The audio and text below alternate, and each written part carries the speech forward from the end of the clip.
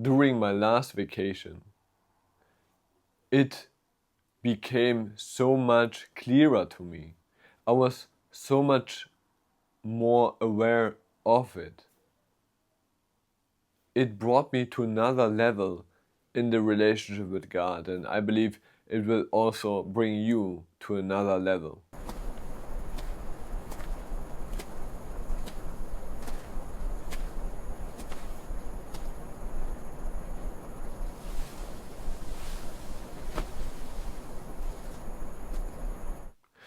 Welcome on my channel Heavenly Life. Jesus was praying to the Father. Jesus was spending time with the Father alone. In Mark 1:35, we can read, very early in the morning, while it was still dark, Jesus got up, left the house, and went off to a solitary place where he prayed. To a solitary place where he prayed. So Jesus took the time to be alone with the Father. And you know, I really believe that this alone is something that is really important for us as Christians. This really makes a difference in our lives when we really take the time, when we really spend the time alone with the Father. But Jesus chose a place where he was really alone. Nobody bothered him. I mean, yes, there were still the disciples that were searching for him, but I really believe he had a really good time. He had a good time with the Father. And as we know, Jesus said, I only do what I see the Father doing. But let us read further. In 37, it says, when they, the disciples, when they found him, they said, everybody's looking for you. Everybody's looking for you, Jesus. What are you doing here in this solitary place? Why are you not helping the people? They need you. Go and heal them because they are crying out to us for you to help them, to heal them. You know, I believe the disciples, they were maybe feeling lost because they didn't know how to handle the situation, how to handle the multitudes of people, the crowds that came together for Jesus. So I could imagine that this was the moment where they were just frustrated, you know, because Jesus was not there and the people came to them and asked for Jesus.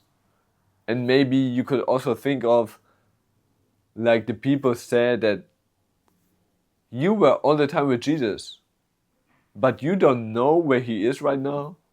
You are the disciples of him, right? And you don't know where he is right now. And I believe in our daily lives, this is also something that happens sometimes, that people come and they need something. People come and demand something from us. But how did Jesus react to that? Did he just heal them? Did he just what the people demanded? Did he what the people demand? We can read in 38 that Jesus replied, let us go elsewhere, into the surrounding villages, so that I can preach there too. So no, Jesus didn't follow the demand of people. And also we are tempted sometimes to just follow the demands of people. But this is not what our life with God, our life with the Father is all about. It's not about people pleasing. And Jesus wasn't a people pleaser. He was a Father pleaser. He was pleasing the Father all the time because he was one with the Father, as we know. But we are tempted. We are tempted in so many things that want to take our focus, our attention away from the Father. Want to take our focus, our attention away from the time alone with God, with the Father. And you know, Jesus has spent the time there with the Father. And then he replied that he has a different plan. He will not follow, you could say indirectly, he would not follow the demand of the people. And this is where, or rather, this is why also the time with the Father is important. So we have the guidance. We know what we have to do and what we shouldn't do. We know when we help the people, when we maybe even follow the demands of people because it is in the will of God, it is in the will of the Father. And when is the time to say no? When is the time that we just move on because the Father has different plans for us? The same situation here. Jesus knew that the Father had different plans. Jesus had different plans. And when the time with the Father was important to Jesus, how much more is it important for us today? In Luke 5:15 we can read, when Jesus healed a man, the news about him spread even more, and large crowds were gathering together, as I said before, to hear him and to be healed of their illnesses or their sicknesses. And in the verse after 16 we can read, but Jesus often withdrew to lonely places and prayed. Again, he often withdrew to lonely places. And sometimes this is what I also heard about a pastor. He withdrew sometimes to be alone with God, even when people were looking after him, because they had questions, because maybe they needed answers. You know, I believe there were some people that wanted their questions to be answered by Jesus, but Jesus had different plans. Sometimes it may seem that what people are saying, what people want us to do for them is important right now, but maybe it's not. So we need this time with God, we need the leading of Him. But this is not all. Now comes the even more important part, what I was speaking about in the beginning of this video. The human biology is this. When you eat in the morning, your body needs a lot of energy to digest the food. So you will get often tired. You will get the fatigue syndrome. Can you say this? I don't know. But you will feel tired. Yeah, of course, because your body needs the energy, but you also need the energy to think. And sometimes you recognize that you don't think clearly when the body uses, like, it feels like this, nearly all of the energy that the body has just for the digestion. Okay?